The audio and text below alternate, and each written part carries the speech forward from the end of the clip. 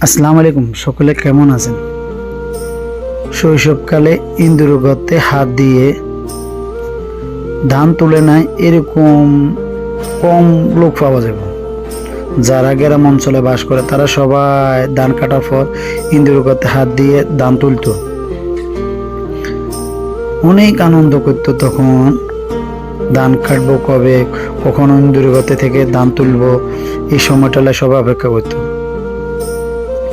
তারপরে মার্বেল খেলা, এই মার্বেল খেলার জন্য কত মায়ের হাতে মার খাইছি। অনেকটা আমি এখানে কাটালাইতাম এই মার্বেল খেলার সময়। তখন অনেক মধুর সময় ছিল, তখন জীবনটা অনেক সুন্দর ছিল। কলমে যখন কালি শেষ হয়ে যেত তখন কলমগুলো আমরা ফেলে দিতাম না, এগুলো নিয়ে উনাগুনিতে ফুটি আমরা ফু দিতাম।